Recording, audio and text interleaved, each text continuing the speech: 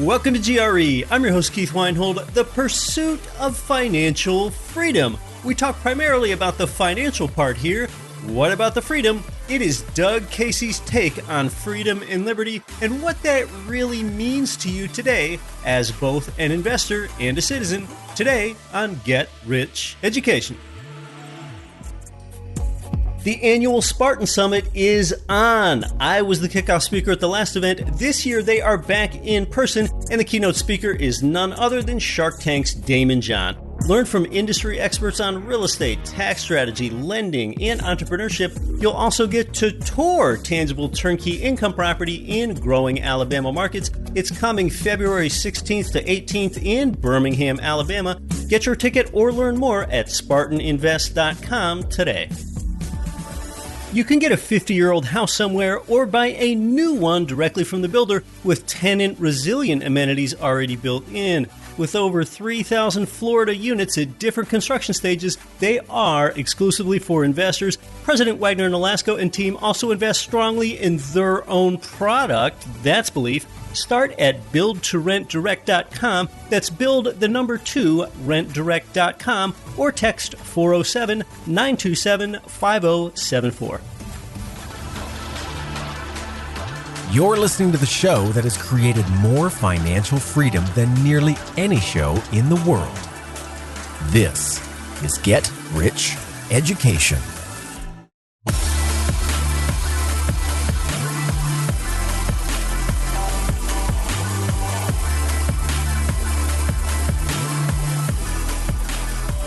Welcome to GRE. You're listening to the show that's created more financial freedom for busy people just like you than nearly any show in the world. With millions of listener downloads in 188 world nations, I'm your host, Keith Weinhold. This is Get Rich Education.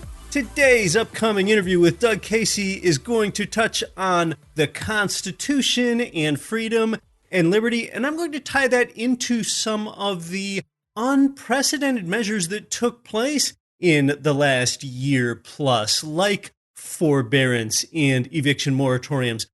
Let me relate this short story to today's topic. One time there was a college class.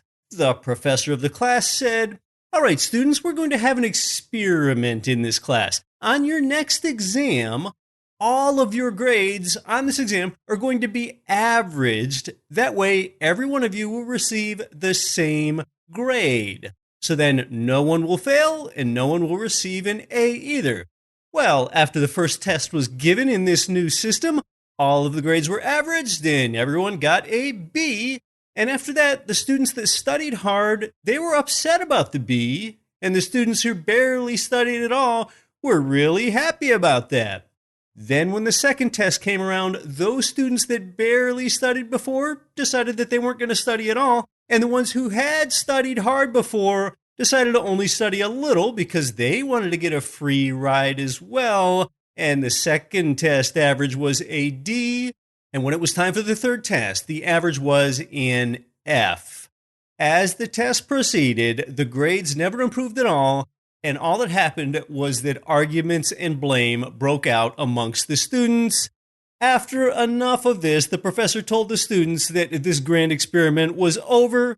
See, when the reward is great, the effort to succeed is great. In this experiment, if you substitute grades with dollars, that is how a collectivist state works.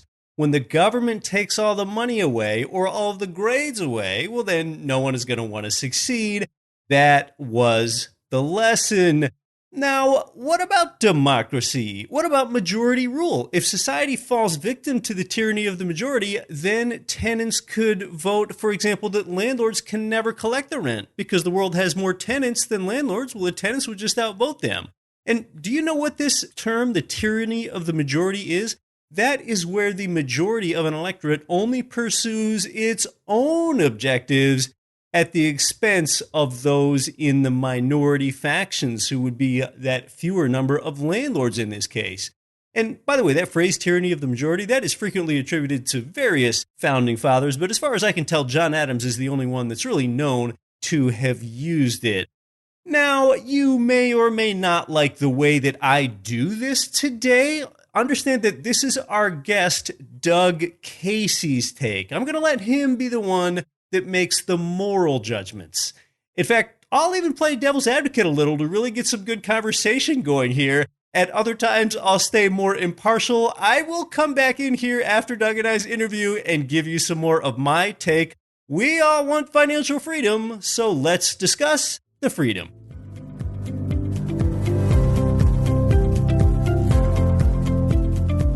This week's guest is the founder of Casey Research. He's the author of the High Ground series of novels, Speculator, Drug Lord, and most recently, Assassin, as well as The International Man and the New York Times bestsellers Crisis Investing and Strategic Investing. And not only is he a super active author, clearly, he produces a YouTube podcast called Doug Casey's Take and a daily blog at internationalman.com. Welcome to GRE. It is the International Man himself, Doug Casey.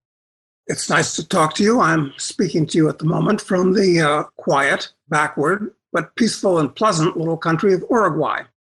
You are indeed living up to the International Man moniker today, joining us from that small South American nation. And Doug, you are a prodigious media producer, and you talk about ideals like freedom and liberty an awful lot. And I think a lot of people feel that freedom, and that very word, is synonymous with being an American. I mean, in fact, that word is in the Constitution. The word liberty is in the preamble of the Constitution. And by the way, for you, the listener, the follower, the viewer here, all 4 pages of the Constitution are on display at the National Archives in Washington, D.C. But Doug, when we think about freedom and liberty, I think it's helpful to start with defining those things. What do you think that freedom and liberty even mean today, Doug?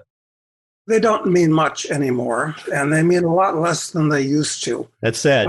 And you mentioned the Constitution, Keith. I'm a fan of the Constitution, especially the Bill of Rights. But I hate to say it, the U.S. Constitution is basically a dead letter at this point. It's been interpreted and legislated out of existence. So it's something that we talk about. In reality, the U.S. is becoming more and more like every other nation state in the world. The U.S. used to be unique and better than any other place in the world. I say that as somebody who's traveled to 155 countries, most of them many times. Qualified opinion. Yeah, and I'm afraid that the U.S. is becoming, it's on the slippery slope, rapidly descending on the slippery slope.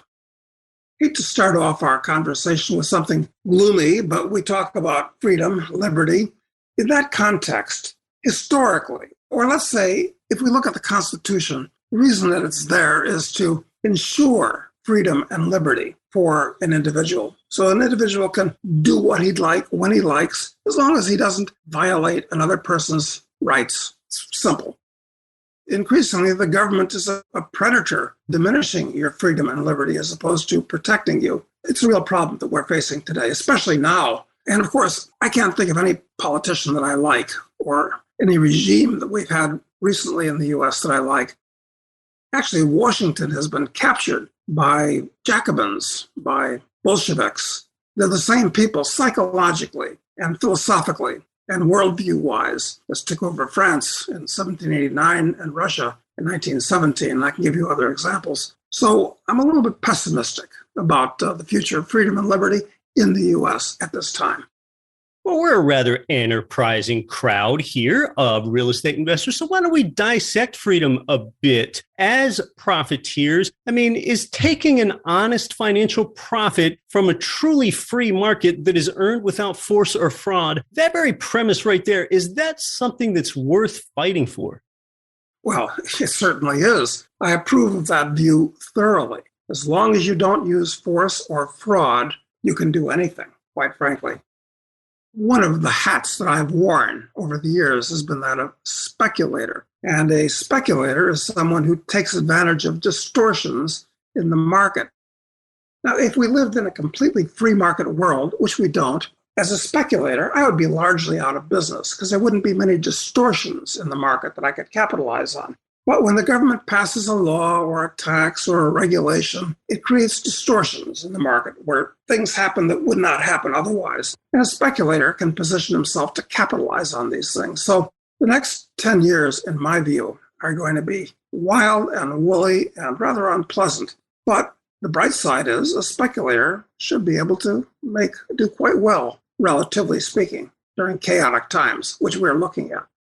When you talk about how freedom and liberty have been substantially diminished, we look around in society, Doug, I think one way to think about freedom and liberty, and are we experiencing that or not, is the sort of outcomes that we actually get. So what does it really mean to live free and genuinely enjoy liberty in today's world?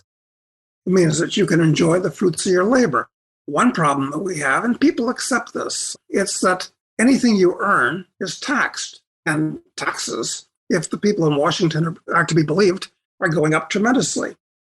Another way that your freedom is being compromised is that when you save money, fruits of your labor, Americans generally save in dollars. But those dollars are being inflated at a very rapid rate today, not 6%. This is nonsense. I trust the numbers coming out of Washington about as much as I trust the numbers the Argentine government sends us out of Buenos Aires.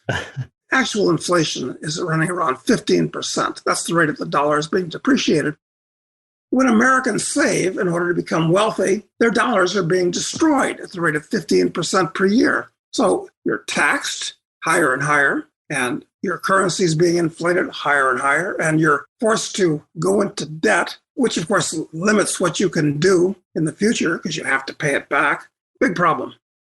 And here, having real estate debt where those debt payments are effectively outsourced to tenants is a way that we effectively short the dollar. We're basically investing in or speculating on the notion that we believe the diminished purchasing power of the dollar is going to continue. Therefore, that lightens our debt burdens for us. But you mentioned taxation, Doug, and there are a number of people out there that feel that government is too large. Others feel like, well, government ought to have a minimal role in our life, like, for example, shared critical infrastructure like road construction and bridge building and port maintenance, for example. Doug, really a popular meme here in the United States that we see floating around a lot is something like taxation is theft. That's a really popular meme today. What do you think? Should a tax protester, let's call it, should they be branded as an enemy of the state, or should that notion be celebrated as a patriot? What are your thoughts there?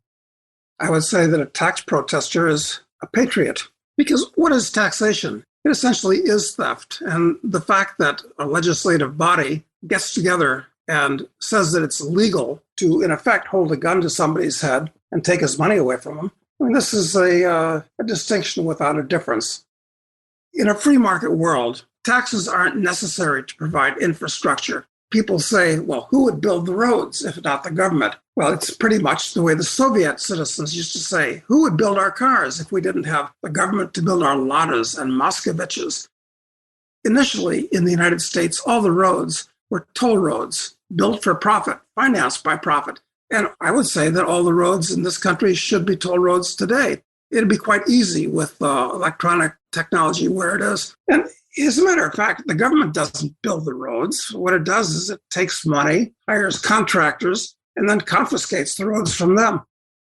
I've built subdivisions in the past. I have to build the roads, not the government. And then I deed them over to the condominium. So no, you don't need the government for the roads. You don't need the government for the schools. You don't need the government for anything, frankly. Anything that is needed and wanted and worth doing will be provided by entrepreneurs at a profit. It's really that simple. Okay, so we've been talking about funding and what is the government's role there. Why don't we look at regulation? What might the government's role be in regulation? I mean, coming from the real estate investing world here, we can look at something like rent control, and I've never seen one example of how putting a ceiling on rents has helped society because the property owner doesn't have any incentive to improve the property once there's rent control. So a lot of people perceive rent control as excessive government intervention from a regulatory lens, Doug. I happen to own an apartment building. I'm selling it right now. I need to get the well water tested, and that needs to have adequate results to ensure the safety of those residents there for whomever I'm selling the property to. And we have the state government oftentimes that writes landlord and tenant laws that, for example, says the tenant needs to pay the rent in time or else they might get evicted. So when it comes to regulatory issues, I'm using a bunch of real estate examples here. Where do you think the government's role is in regulation, Doug? Should there be any regulation? Yes, I think you're being entirely too kind to them, Keith. I would say that regulation is actually immoral. When you rent to a tenant, it's between you and the tenant. You don't need a third person getting involved at great costs. I mean, people pay for the benefits of their government. Talk about real estate. I don't know what the average real estate burden is for the average house in the country. Could be $5 or $10 or $15 or $20,000 per year. Either it serves a useful purpose. Quite frankly, there's nothing that the government does that the market and entrepreneurs would not do cheaper and better and, more important, in a voluntary way. There's a lot to be said about this. I wish people would think about these things and not just accept what they're given by the state and roll over like whipped dogs and wet themselves when told to pay more and do this and do that and do the other thing. To help people see in their mind's eye, Doug, how an unregulated environment might look where the government doesn't regulate at all, is say that there's an unscrupulous apartment building owner that wants to save on their electricity bill, so they unplug the power to all the air conditioners in a building for a month because they want to save on their monthly utility bill. Where should the tenant complain if the government isn't there to regulate it? And I'm playing devil's advocate here somewhat, but where would that put us? I would say the government should do three things. It should have an army to protect you from criminals outside the country, a police force to protect you from criminals within the country, and a court system to allow you to adjudicate disputes without resorting to physical force. Okay. So if somebody violates a contract in a free market society, you should be able to make your complaint to court and have it enforced. Mucho pronto. Of course, today, in today's world, it can take months to get into court and many months more to get out of court, and it can bankrupt you in the process. That's not necessary, nor the way it should be. But regulation doesn't solve anything. Regulation is the enemy of both the landlord and the tenant, actually. It raises both of their costs and tends to make them irresponsible. If you make it possible for people to act irresponsibly, they will tend to do that. I like to see a society which puts the onus on individuals as opposed to shuffling it off to some bureaucrat. We're talking about ideals like freedom, liberty, and regulation. You're listening to Get Rich Education. Our guest is the international man, Doug Casey. More when we come back. I'm your host, Keith Weinhold. You know, a lot of investors choose either cash flow or home price appreciation, but one real estate market could provide both: Jacksonville, Florida. They've got 27% lower home prices and higher rents than the national median. Their market has appreciated 34% more than other comparable cash flow markets over the last 30 years. Get positive cash flow today and above average appreciation for tomorrow. They often have available inventory in Jacksonville, if you can believe that. Start at cashflowandgrowth.com. The people that our listeners can't stop talking about are Ridge Lending Group, NMLS 42056. They've provided GRE listeners with more loans than anyone, and it's where I got my last few loans. They finance single-family income property up to fourplexes. They're the number one lender for beginners and veterans. Start your pre-qualification, chat with President Chaley Ridge personally, and get your custom plan for expanding your cash-flowing portfolio. Start at ridgelendinggroup.com. Hey, is your IRA in a real estate syndication? Yikes, a 37% UBIT tax could hit you, but you still have a chance to set up your eQRP and avoid this. Did you make too much money in 2020 and need more deductions? Now federal law lets you set up an eQRP in 2021 and get deductions for last year, retroactively. Even put old IRA and 401k money in Bitcoin, gold, or your own business. Get control of all of your retirement money, tax and penalty free. Text eQRP in all capital letters to 72,000. This is Rich Dad Advisor Ken McElroy. Listen to Get Rich Education with Keith Weinhold and don't quit your daydream.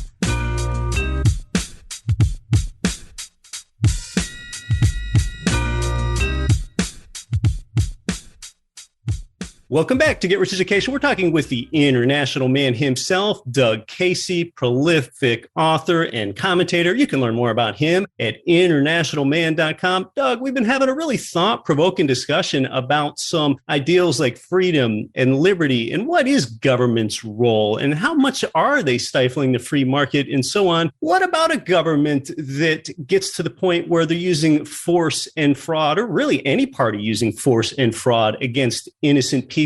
Is that ever justified in any context? No, as I've said before, Keith, the government should have three functions, and they're all to protect you from physical force. and fraud and violence. It should do nothing else. I know when I say that, most people will react with shock because in today's world, the government does everything but those three things, quite frankly.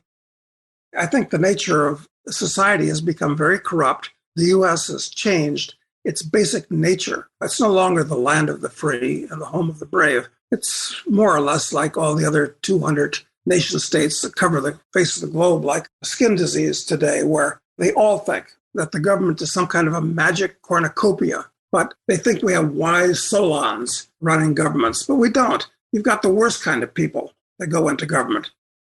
I was going to say you've got two kinds of people in the world. You've got people that like to control physical things, build things, create things, the real world, the material world. And then you've got people that like to control other people. And those are the kind of people that go into government. They're not the best and brightest that we get running government. They're the worst and most dangerous type of people that inevitably are drawn into government. Now, about 2 years ago, we had an exogenous shock, the pandemic. And with the way the government treated the pandemic, you know what, Doug? I think that might have created some government sympathizers. A lot of people looked at the government as protectionists, especially in the real estate world, because people looked at that and thought, oh, now I am granted forbearance on my mortgage and I don't need to pay my mortgage for a few months. Well, there's the government helping me out. And renters with eviction moratoriums that seem to drag on and on and on. That probably got a lot of people sympathetic to the government. Look, the government is helping me out. Now, we sure didn't think about that from the landlord's perspective, but I guess my point is it all right to be a profiteer amidst something like a pandemic? Is it wrong to profit in a crisis? As far as what you just said, this is typical of what government does. It holds a gun to Peter's head, steals money from him to give to Paul. Makes Paul happy. Right. But the people that have taken advantage of this forbearance, it is basically theft, and it's creating another distortion in the marketplace. So I don't approve of that at all. But then again, I'm one that would say that the pandemic is really more of a scamdemic. It's a nasty flu, but in relative terms, it's not nearly as serious as the bird flu or the Asian flu or the Hong Kong flu in years past, and not even remotely in the same class as the Spanish flu, not even remotely, of 1918. It's an unnecessary distortion that's been caused by the government, typical what they do. Is it wrong to profit in a crisis? No, it's right to profit in a crisis, because when everybody wants to sell, probably idiotically, probably foolishly, but they're desperate for a bid, a speculator appears and bows to the will of the market and gives them what they want. They want money for their properties at a low price. And then later, when there's a mania on and they all want to buy more property and they want the property, well, at that point, the speculator once again benevolently appears and gives people what they want when prices are high. Speculators are actually good guys, not bad guys. They're giving people what they want. The problem is that the herd, the mob, is usually pretty stupid. They do tend to sell at the bottom and buy at the top. Speculator tries to do the reverse. Give them what they want, though. They want to buy, he sells. They want to sell, he buys. That's how you profit. But it takes judgment. It takes good judgment. You've got to be contrarian. You can't be part of the mob. I'm sure that a lot of the listeners that we have now are going to disagree with most of what I've said. But I'm a contrarian. I try to put the theory into practice. I've done a lot of real estate deals all around the world. And with one exception, they've treated me very well. As they have for me. Now, some might say, well, wait, if the government doesn't step in with something like mortgage forbearance or eviction moratorium, well, those people lost their job. I mean, that's not fair. They're going to get kicked out of their home. Oh, but we need to remember that government intervention is also what forced that business to close, which consequently caused another government intervention, which is either forbearance or an eviction moratorium. Government intervention, in one sense, led to more downstream government intervention. Yes, you're quite correct. But I do want to say what's right and wrong, because this is a matter of ethics and morality, not just practicality. And it is actually wrong and immoral, actually criminal, for them to do these things that they've been doing. I'm perfectly happy to make a moral judgment on all this, in addition to making a practical economic judgment on it. That's exactly why your show is called Doug Casey's take, for example, when it comes to freedom and liberty, these are things that affect our quality of life. And this is kind of a philosophical and existential question here, and sort of what it all comes down to, Doug. Do you think a person can decide to live a life that's full of meaning and purpose while also being fun and exotic, and kind of live this full palette of life inside liberty and freedom as we're defining it in America today? Can we still have that quality of life? When it comes to doing what you want to do and having freedom and having personal purpose, I haven't had a regular job since I got out of college, quite frankly. Congratulations. I'd also say that was a misallocation of 4 years of my time. And I typically advise people not to go to college today. But I've been an entrepreneur my entire life. And that is the key to attaining personal freedom and personal liberty. You've got much more upside, yes. There's no safety net under you. We like a life, or at least I like a life, where there's some excitement and some thrill. And if you're going to go for big upside, of course there's going to be some downside. I've bought and sold real estate all over the world, quite frankly, and it's been very, very interesting, educational. Anybody can do it. It's just that most people are like houseplants. They're rooted in one place and they stay there. But I don't think that's a good survival strategy for a human being, to act like a plant.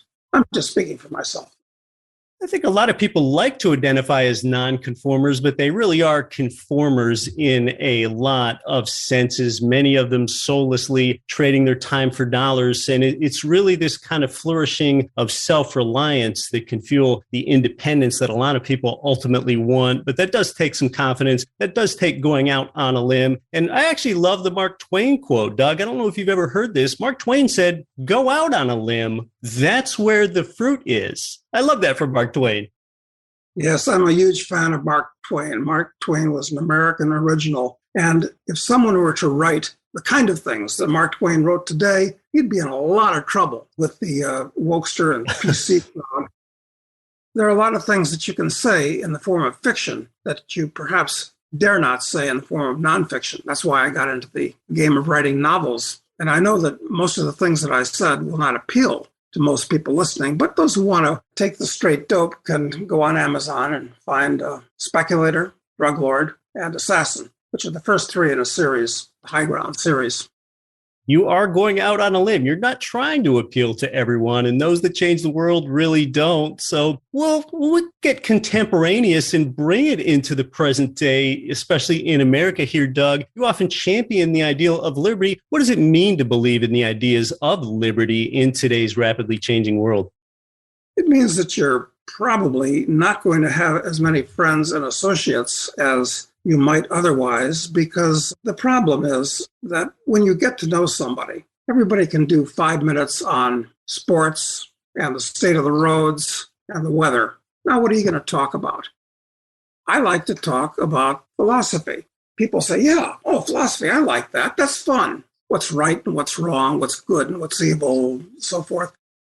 When you get down to the nitty-gritty of it, most people don't think about these things. Anyway, most practical and applied philosophy is religion and politics. Those are the two things that you're not supposed to talk about. Right. So that's why people rarely talk about philosophy. We talk about trivialities. We talk about sports, weather, and the state of the road. It's safe. It's safe, okay? If you're interested in being a free person and expanding yourself, expanding your mind, you're going to annoy a lot of people because you're not supposed to talk about religion and politics, which are the practical rubber things about philosophy. It's a problem. It's not a road everybody can walk, I'm afraid. Well, talking about sports or the road potholes or weather, that is certainly small talk. It certainly has not been small talk with you, Doug. Oftentimes, many people say many decisions that you make in life are a trade-off between safety and freedom. Yeah, well, I'll take the freedom every time. I'll take the red pill. Forget about the blue pill. Well, we've had Doug Casey's take here on Get Rich Education today. Certainly a lot of thought-provoking topics, a lot of larger philosophical and policy-oriented ones that we don't often discuss here. Doug, if someone wants to learn more about you, what is the best way for them to do that? All of my books are on Amazon. So if you go to Doug Casey on Amazon, you'll see a number of them. But I do a daily blog at internationalman.com and a podcast a couple times a week at Doug Casey's Take on YouTube. people would like to hear more, that's where I am. In order for you, the listener, the viewer here, to have an open mind, oftentimes, for example, even if you don't agree with Doug, it can help for you to follow people that you don't agree with. And don't always click on suggested videos, because that keeps you in the same silo of thought that you're already in. So whether you find yourself agreeing with Doug or not, he could sure be worth a follow from that perspective. Doug Casey, it sure has been interesting. Thanks so much for coming onto the show. Pleasure's been mine, Keith. Thank you.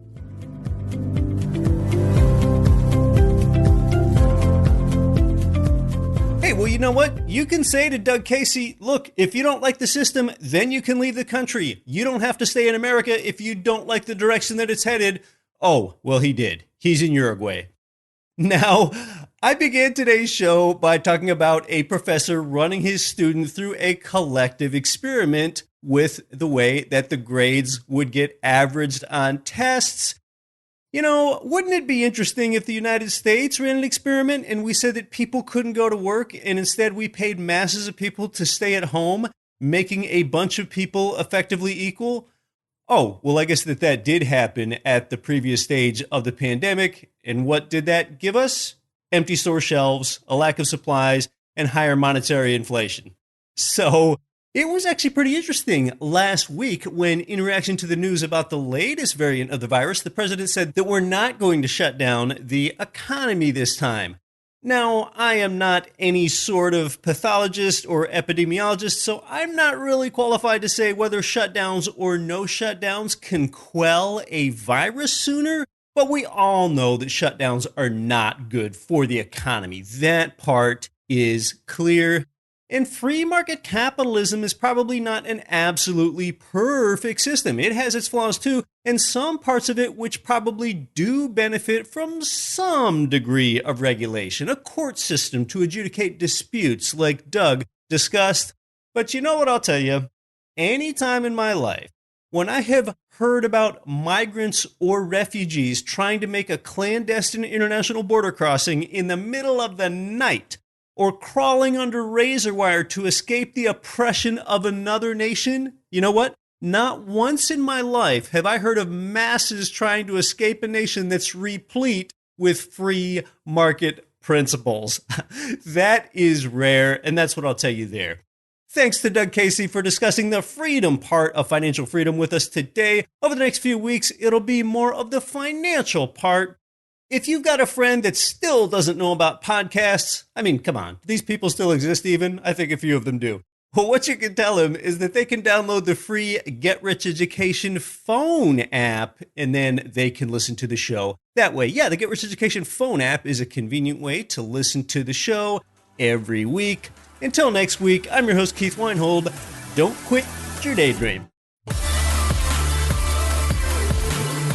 Nothing on this show should be considered specific, personal, or professional advice. Please consult an appropriate tax, legal, real estate, financial, or business professional for individualized advice. Opinions of guests are their own. Information is not guaranteed. All investment strategies have the potential for profit or loss. The host is operating on behalf of Get Rich Education, LLC exclusively.